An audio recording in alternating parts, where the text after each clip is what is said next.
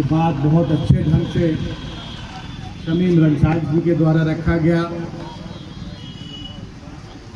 और यहाँ मंच पर उपस्थित तमाम अतिथिगण,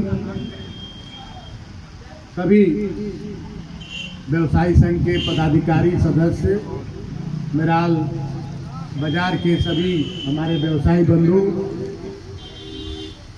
और यहाँ मेराल प्रखंड के विभिन्न पंचायतों से आए हुए हमारे बड़े बुजुर्ग, हमारे युवा साथी, झारखंड मुक्ति मोर्चा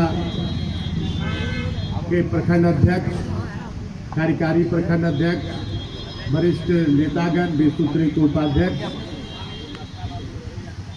और तमाम झारखंड मुक्ति मोर्चा महागठबंधन के कार्यकर्ता, मीडिया के साथी, आप सभी लोगों को सबसे पहले शारदीय नवरात्र के द्वितीय दिवस पर बहुत बहुत शुभकामनाएं, बहुत बहुत बधाई। और आज इस पवित्र दिवस पर मैं ये कामना करूंगा कि माता रानी हम सबके दुख दर्द को हरने का काम करे, हमारे जीवन में खुशियाँ लाए, समाज में सुख शांति समृद्धि, परिवार में सुख शांति समृद्धि कायम हो, सामाजिक समरसता, सांप्रदायिक सौहार्द कायम हो। और आज हम यहाँ उपस्थित हुए हैं, उपस्थित होने का मकसद क्या है ये आप सभी लोग जानते हैं।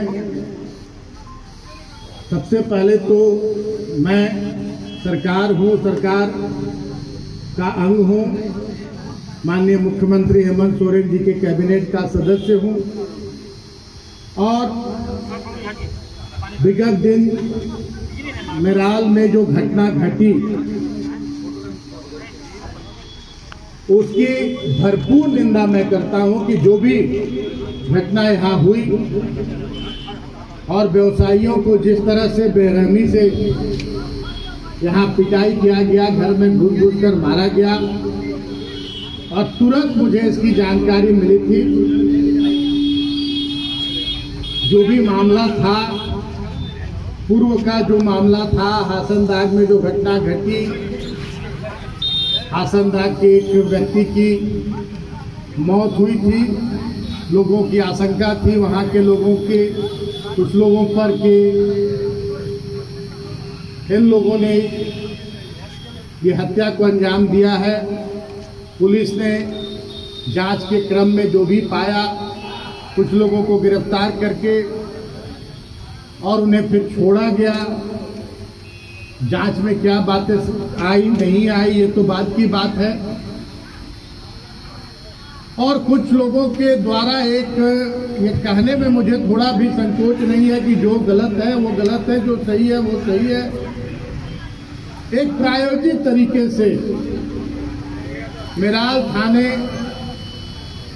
का घेराव, जिसमें हासनदाग के लोग, जो हासनदाग के सम्रांत लोग थे, व्यक्ति थे, वो शांतिपूर्ण ढंग से वहां अपना विरोध प्रदर्शन जताने आए थे, लेकिन कुछ शरारती तत्वों के द्वारा वहां ऐसी स्थिति उत्पन्न हुई, ऐसा माहौल बना दिया गया जिससे कानून व्यवस्था बिगड़ने की स्थिति उत्पन्न हो गई।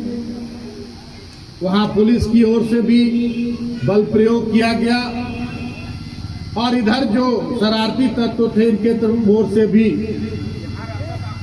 पत्थरबाजी, लाठी डंडा इधर से भी हुआ। जो भी मामला हुआ वो थाने तक सीमित था और पुलिस ने, प्रशासन ने वहां मामले को नियंत्रित किया। कुछ निर्दोष लोग भी उसमें, जो वहां तमाशबीन थे, जो देख रहे थे क्या हो रहा है, वो लोग वहां गिरफ्तार पकड़े भी गए। कुछ निर्दोष लोग जेल में भी हैं और जो लोग साजिश करता थे, जो लोग साजिश करके इस तरह की घटना को अंजाम देने का काम किए थे,